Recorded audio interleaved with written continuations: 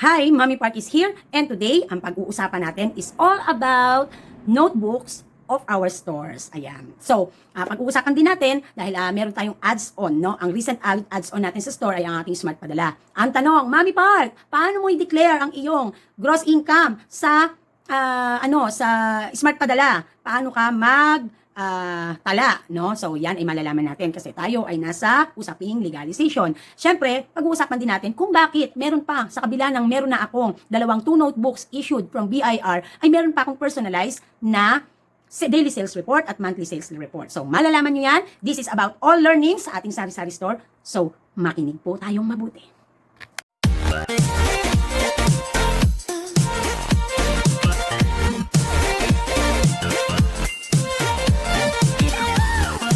Ayan, unang-una guys, ipapakita ko muna sa inyo ang aking 2 notebook ni BIR. Although ito ay nababanggit ko na sa aking mga previous vlogs, hapyawan natin ng konti.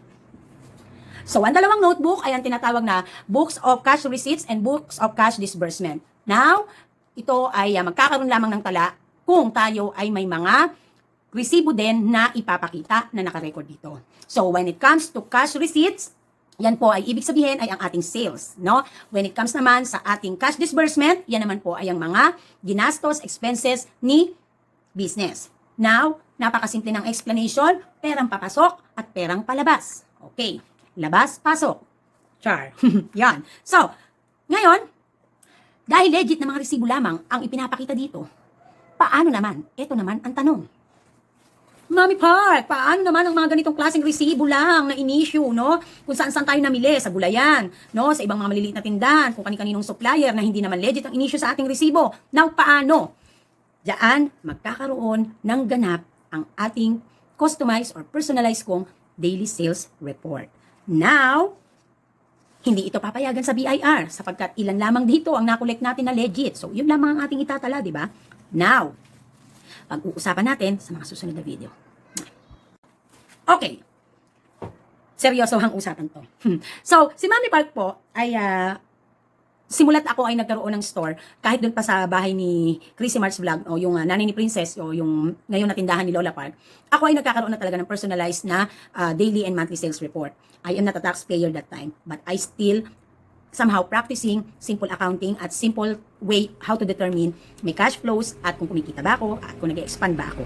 So, ngayon, dahil tayo ay BIR, napakalayo niya. Napakalayo ng kanyang if you compare. No, ang silbi po ng aking, wait lang, pakita ko sa inyo. Ayan, ang dami kong notebook na kung ano-ano, no? So, mag-focus tayo dito ito yung mga previous books, notebooks ko dito, ng mga daily sales report ko dito sa store na to. Yung una ko ay yung dun sa pwesto ni Lola Park ngayon ay nawala na dahil kalilipat. Ayan. So, ngayon, this year, I am going to use naman ay green. Ayan. Dahil puno na itong aking 2020. Puno na to oh. Ayan, puno na yan December.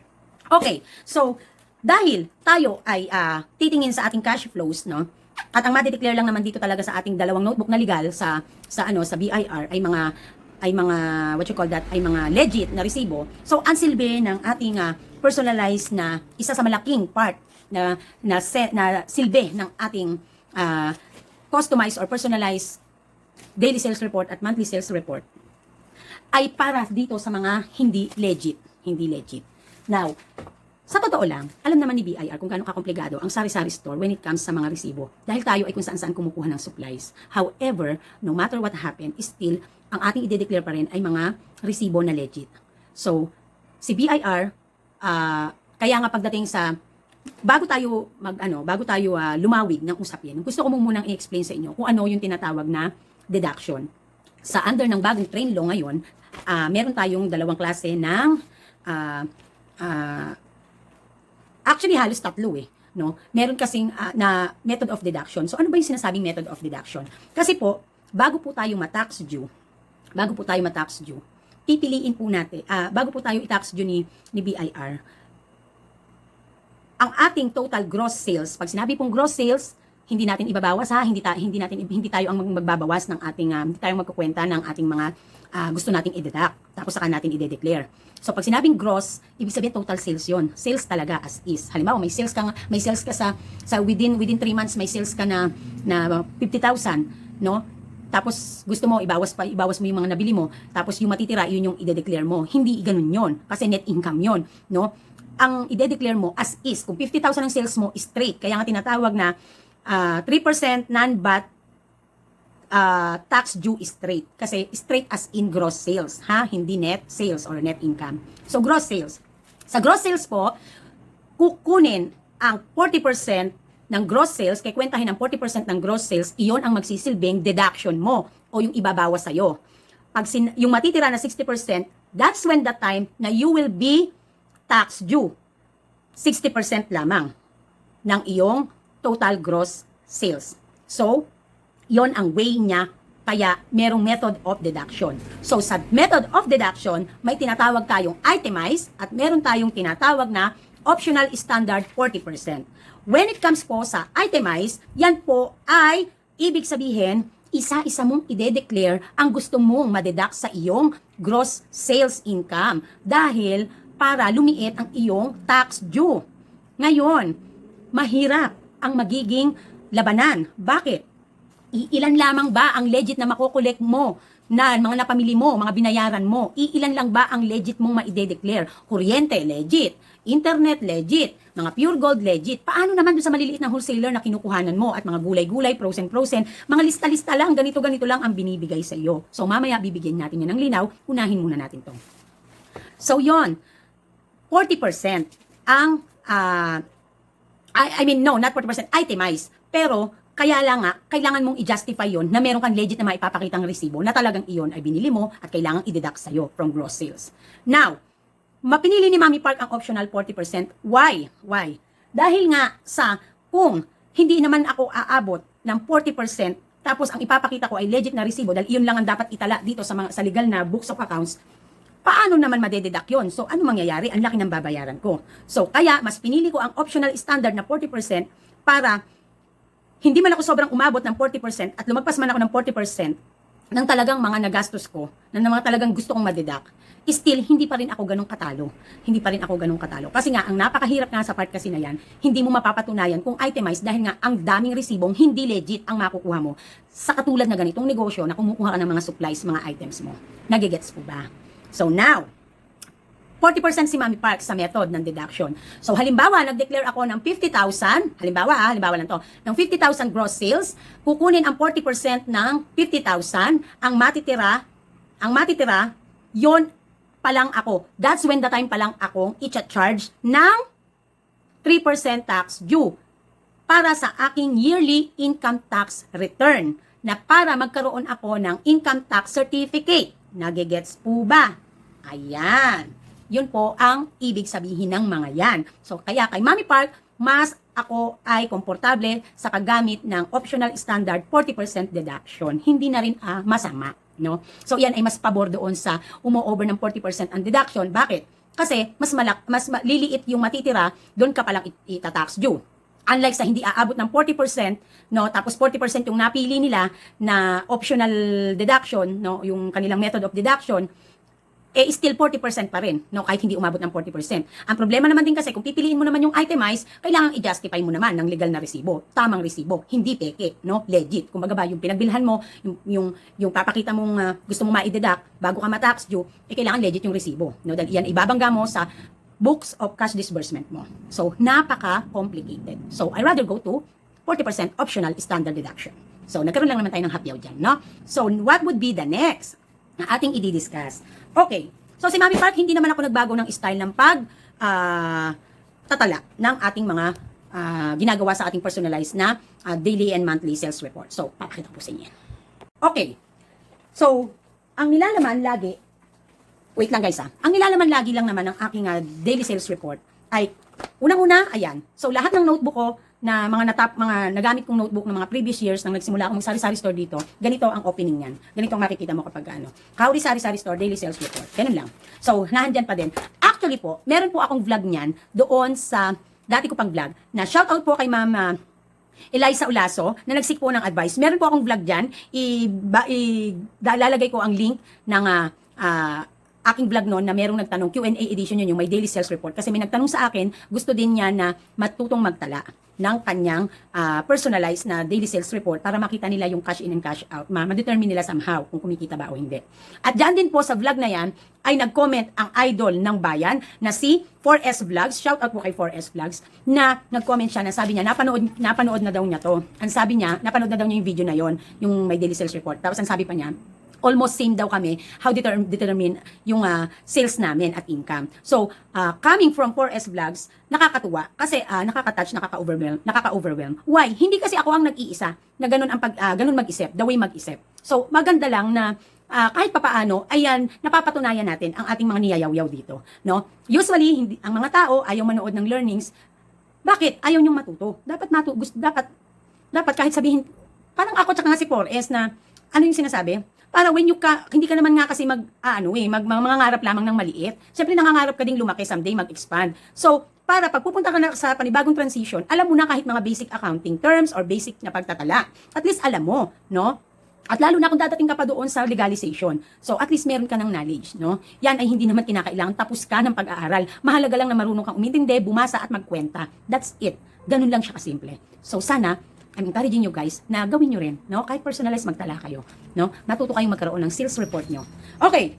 So ganun pa rin. God bless our sales date and then ang mga accounting terms lang naman na nandito, sales, cash, sales, and then ide-deduct mo kung mayroong ginastos ka nung araw na yon, may deliver, may load, may ganyan, and then ima-minus mo lang, and then yung matitira, yun na naman yung cash mo. And then sa next day, yun ulit ang itatala mong cash, and then ipa-plus mo yung sales nung araw ulit na yon, and then ide-deduct mo kung meron ka mga ginastos or binili. So, ito ang silbi nun. Ito ang silbi nun. Para makita mo. Kasi kapag ka nagde-daily sales report ka, usually ito ay usapin natin na cash on hand. Unless nagpapautang ka. Kasi si Mami Park hindi nagpapautang. Kaya wala na ako nung mga ganyan-ganyaan. Kasi mas mahirap ma-determine kung nagpapautang ka pa. Hanggang saan mo yun i-include na sales. Siguro yung araw din na kung kailan siya umutang. Kaya lang kasi, yung cash mo hindi mo nakukulik. Paano pag mamimili ka na? So, komplikado sa mga nagpapautang. Kung nais, pero may paraan. May paraan dyan. Pero hindi natin di-discuss ngayon, ha? So, yun yung nagiging silbi nitong maliliit na to, na para nakikita ko naman, na-determine ko naman ang cash flows ko dito sa store, no? Mapa-daily man yan and monthly. Now, paano, Mami Park, sa declaration ng iyong sa BIR? So, this is all about honesty. Ever since sinabi ko yan, kahit i-search nyo yan, this is all about honesty. Dahil si BIR, aware siya na tayo ay kung saan-saan kumukuha ng mga supplies. At hindi naman mga taxpayer or may mga resibo silang legit na mai-issue sa atin pag bumili tayo ng supplies sa kung saan-saan, no? So, at dahil diyan, talagang halos ang focus lang ni BIR ay how much you will declare ang iyong gross sales, no? So, kaya ako may personalized na ganito kasi si Mami Park, lahat ng sales ko for the month ay ina-add ko, no? So, yon ang aking ide-declare kay BIR. Iyon ang nakabangga kay books of cash receipts. Na which is, paano ang resibo niyan? Dahil nga hindi nang hihingi si customer ng resibo, so wala tayong magawa, lalo na nung nag-pandemic, wala tayong magawa, kaya tinatawag talaga itong it's all about honesty, makokontrol mo, totoo. Alam nyo, inano ko yan, diniscuss ko yan sa mga previous vlogs ko sa mga usaping resibo. Makokontrol nyo kung magkano ang gusto nyong i-declare. Gawan nyo ng resibo, gawan nyo ng resibo nyo, and then i-declare nyo. Ibangga nyo sa books of accounts nyo, yung sa books of receipts nyo, no? So, kaya dito ako nagbabase sa aking personalized kung ano ang magkano ang ide-declare ko. Kasi pinagsasama-sama ko na yung mga sales ko sa riresibuhan, saka ibabangga sa books of cash receipts.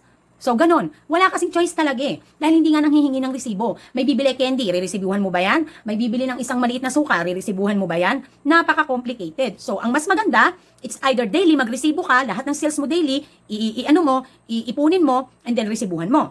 Paano naman? Yung nag-pandemic kasi ako. So, nag-pandemic tayo, Nag-pandemic tayo, bukas-sara si store. So, ang ginawa ko, weekly na lang kasi sayang sa resibo dahil yung resibo, pag nagpa-print tayo niyan, binibili natin yan, no? Binabayaran natin yan. So, weekly ako nag-resibo para ma-declare ko ang aking gross sales at iyon ang matatax due ako. So, straight yon. Halimbawa, nag-declare ako ng 50,000. 3% ng 50,000, straight yon. Deducted ako.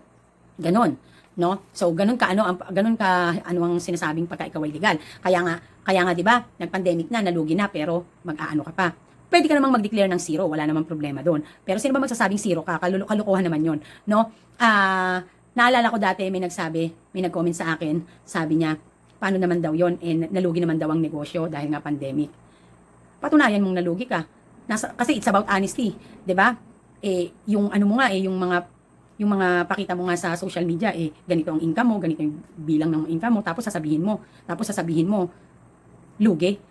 Ganun lang kasimple guys yon. Wala akong inaaway, pinatatamaan. Minsan kasi nasasaktan yung iba nating mga kasari, iba nating mga viewers. Kasi takot tayo. Ayaw nating tumanggap ng katotohanan. Ayaw nating tumanggap ng pagkakamali. No? Hindi ko naman sinabing masama ka ng tao kung hindi ka naman legit. Wala naman akong sinabing ganun.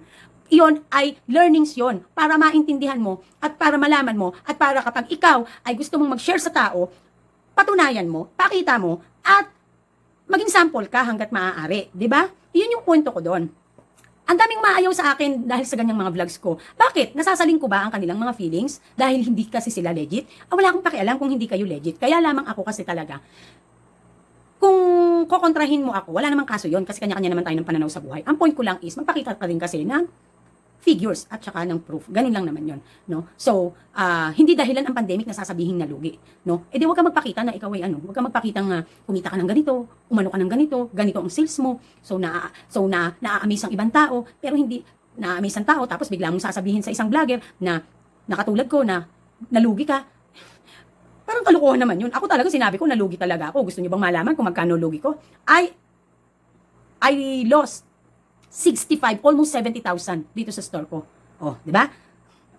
Totoo, nalugi ako. Pero, I smell pa rin ako. Pero, ending taxpayer pa din ako. Di ba?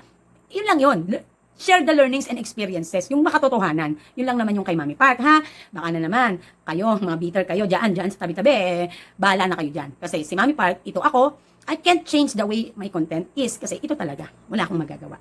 No? Kasi hindi ko naman talaga content yung mag-display ng mga hindi makatotohanang bagay, no? Dahil hindi ko na kailangan pa mag-pretend sa buhay. Yun lang naman ang prinsipyo ni Mami Park. At yan ay alam ng mga tao sa paligid ko. Hindi ko na kailangan pa mag-pretend. Pag nag-pretend ako kasi sa vlog ko, ako sa vlog ko, ang unang magiging critics ko yung mga mahal ko sa buhay, yung mga tao sa paligid ko, yabang niya na sa vlog niya ganito ganyan, pero ang totoo naman ganun, di ba? Ang pangit lang. Yun naman. Okay? So next na ating pag-uusapan. Okay, eto na ang ating last part. Ano ba ang ating last part? Syempre, Mami Park, may smart padala ka. So, paano naman yon? Paano naman? So, ganito. I want you to explain. Ihaharap ko yung camera. Babanggitin ko na lang o ihaharap ko? Iharap ko na lang kasi meron akong mga dito Meron akong mga figures dito na ipapakita para ma-explain sa inyo ng mabuti. Para malaman nyo. At ito na rin ay isang idea para doon sa mga kapartners natin na hindi naman ito ang main business, ang smart padala, ads on lang sa sari-sari store. No? Nakatulad kong situation ha. Ganito ko dinedeclare ang sa akin at ganito ko kinukwenta kahit sa personal. Kung sa personal ko, binubukod ko talaga ang smart padala. Kasi hindi ko siya po pwedeng isama sa aking daily sales report at monthly sales report. Kasi magkakaroon ng mamimislead ako sa nangyayari. Wherein, ang puhunan din naman kasi niyan ay nakabukod. Kaya, bukod talaga. Pero, pagdating sa BIR, eto, papakita ko sa inyo kung bakit ganito ang sitwasyon. Kasi, syempre, part yan ng store, di ba? So, baka masita pa tayo kung hindi pa natin isama sa declaration, mainam na yung maging okay. Alam nyo, mas gusto ko na maging almost perfect sa pagiging tapat kesa naman sa hindi. Bakit? Ayoko mapulaan ng tao at ayoko mapulaan ng Diyos at ng batas. Yun kasi ang mahalaga sa akin. Hindi na baling pulaan ako ng mga plastic sa tabi-tabi, kaya kong labanan yan. Pero pagdating sa batas, hindi ka pupwedeng makipaglaban, lalo't ikaw ang mali. Okay? So, watch. Okay? Ayan po guys. Ipapakita ko lang po sa inyo guys, ang what you call that, ang transaction po kay Smart Padala. Meron pong transaction, receive or padala. So, halimbawa, any of the two, magkakaroon po halimbawa ng 1,000 na transaction mula kay customer, i-charge po yan ng additional na 30 pesos. So, paano ang commission ni agent? So, halimbawa, naganap ang transaction sa akin, ako si agent 1, may nagpadala. So, charge ko siya ng 30 pesos. Ngayon po, ang 30 pesos po ay paghahatian po sa tatlo.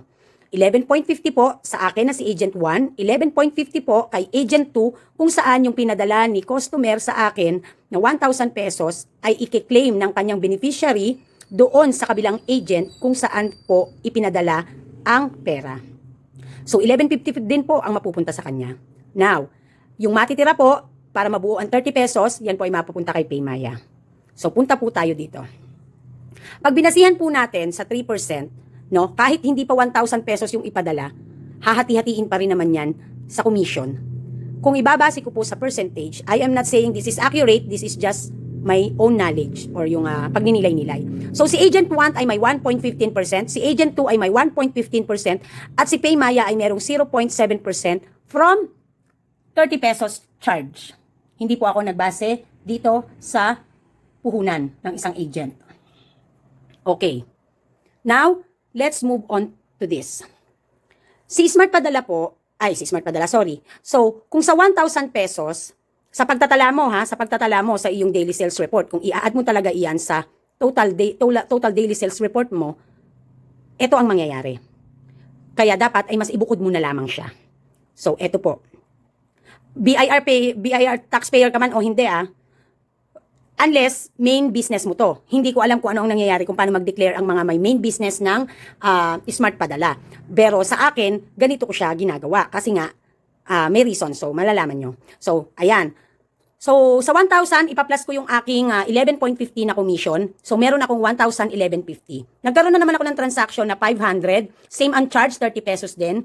So, is equals to 511.50. Halimbawa, ito lamang ang aking transaction for the day. So, ang total niya ay 1,523. Bakit may nakalagay na no?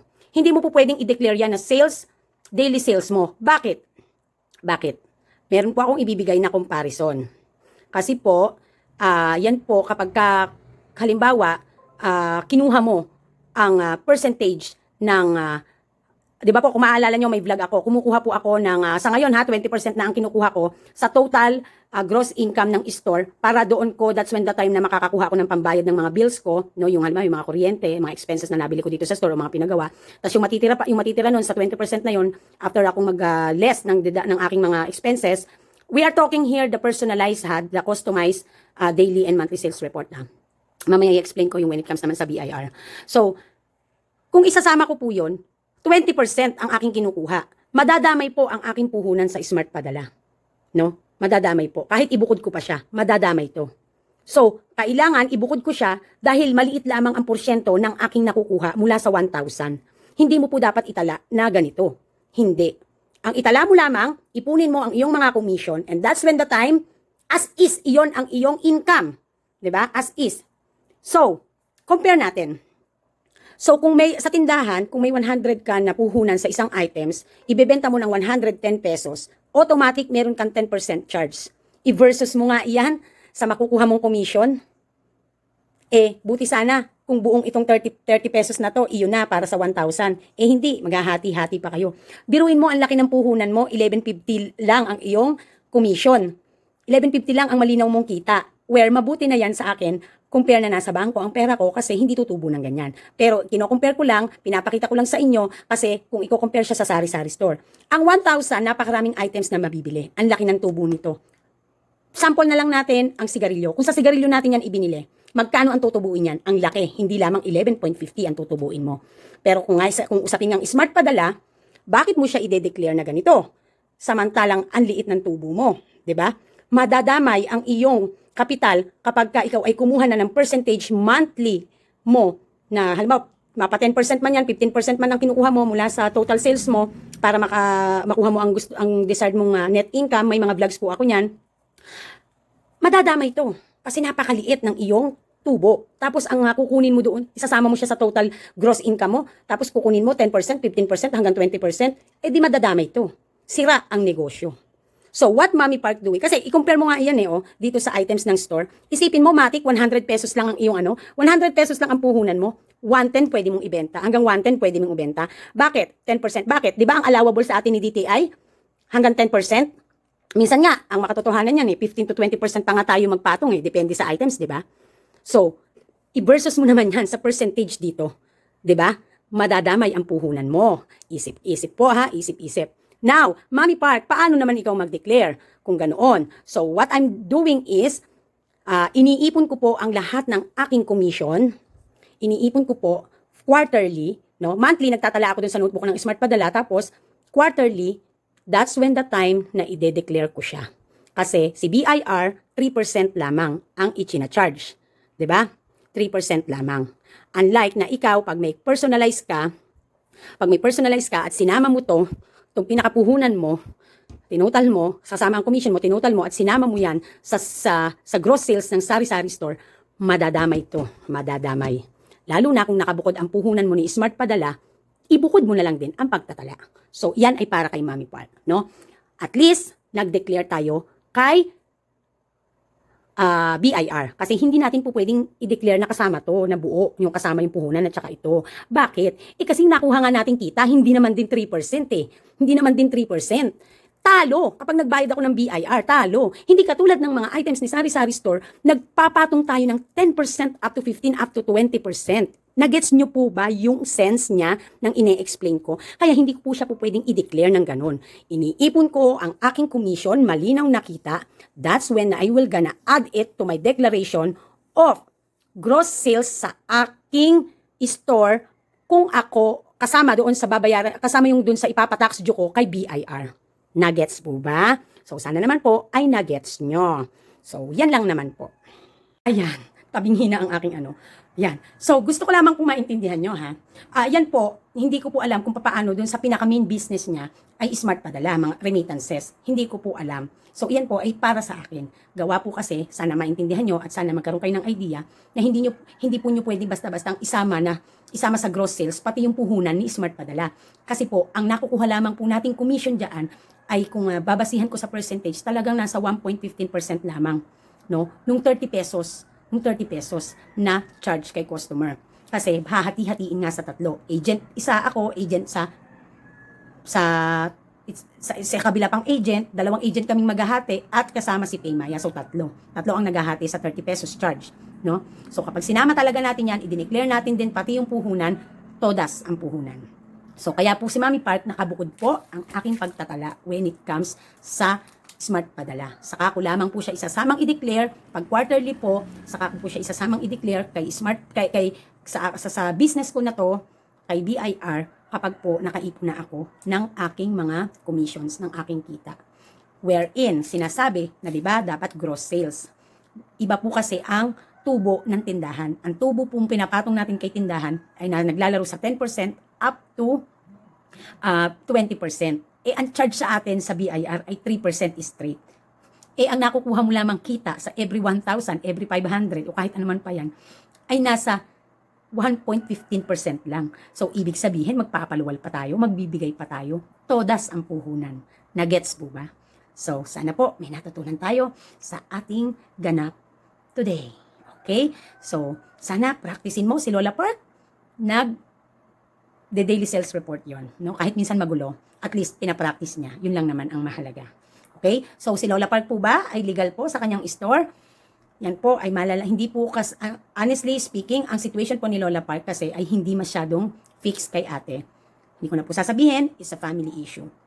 So, meron pong DTI si Lola Park. Ang problema po, hindi ko po alam kung ang DTI niya, hindi ko pa kasi nakikita, ay applicable sa kanyang store ngayon. Kasi po, yung DTI niya, yun po ay DTI doon sa pwesto niya sa palengke, sa sarili niya, bilang sole proprietor.